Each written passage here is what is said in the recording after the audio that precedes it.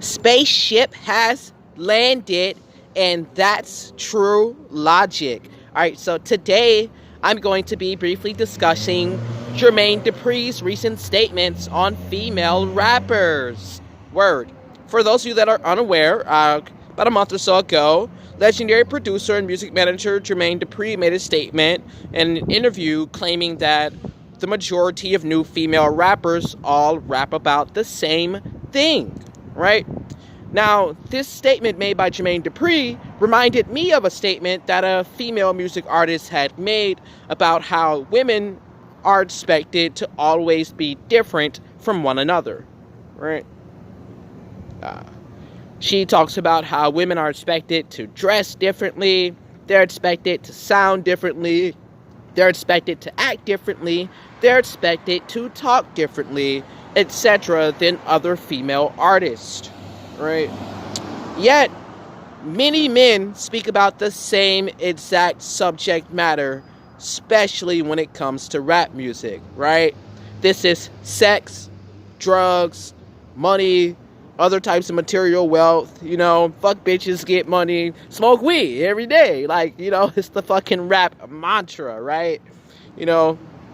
However, men are rarely criticized for rapping about the same shit all the damn time, right? For example, Blueface wasn't criticized for rapping about women and sex on the song Tatiana, which is, again, just a song whose subject matter is as old as the genre is itself, right? Now, Jermaine Dupri's failure to acknowledge the equally similar tone of many male rappers is essentially what makes his statement seem sexist, right? Because he's criticizing women for doing literally the exact same thing men have been doing since the inception of hip-hop music. Hell, recall that Designer's voice sounds just like Future's, right? How many Migos and Future copycats are there out there, right? They're like roaches, and every track beat is a damn sugar cookie, right? Beyond, Cardi B responded with the statement that, when examined, is a critical indictment of our culture and society, right? From her own perspective, Cardi B says that she only gained popularity when she began rapping about her sexuality, right? Now, this says more about the type of society we live in than it does about the women who eventually submit to external social pressures, right? The German sociologist Karl Marx highlights the fact that a fundamental characteristic of capitalism is the exploitation of poor labor, right? In this manner, the woman's body has been historically exploited for capital gain, right? Most commonly through things like sex trafficking, but also, commercially through porn, popular media, etc., right? In this particular case, the female body is exploited for music sales, right? Furthermore, this process of exploitation of female labor in the form of using their bodies as sexual objects for promotion of commodities and profit and gain and so forth, right? It turns women into commodities themselves, right? Their bodies become objects of sexual veneration and sexual symbolism. And this fails to acknowledge any deeper or more complex qualities to womanhood or personhood in general, right? And this is how the woman becomes objectified in this case, right? She's represented through her physical qualities only, and then she's sold as a package of these physical qualities in order to promote or sell other material goods and services, right?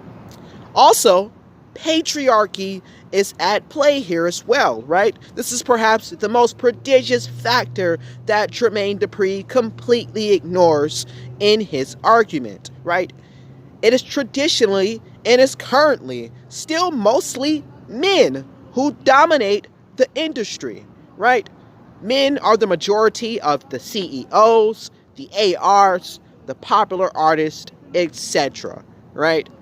Men have dominated hip-hop culture and subsequently set the tone for women and how they should behave and necessarily can behave within a culture dominated by male patriarchy, right?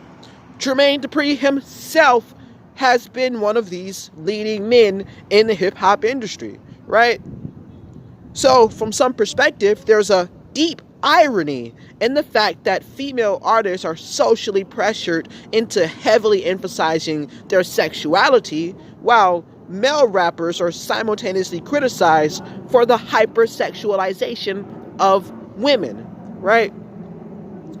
This paradox highlights a broader incongruence of values within U.S. culture and society, right? The culture exploits women sexually and simultaneously shames them for representing themselves as objects of sexual appeal, right? This is because the culture also wants to dictate how and when women market themselves sexually, right? Concluding, so what makes Jermaine Dupri's statement on female rappers sexist is because it ignores the power disadvantages that women in the entertainment industry often experience, right? A common cliche statement is that when you're the boss, you get to make the rules, right? This cliche, like most cliches, does highlight a basic truth of our society, right? In this case, the truth being highlighted is the fact that those in positions of power dictate normative value, right? It is noble because the nobles have said so, right? Women, on the other hand, do not possess the positions of authority to dictate normative values in many instances, right? They're not the heads of many of the major networks. They're not the CEOs of many of the major sponsors of these networks. They're not the CEOs of many of the recording labels and so forth, right?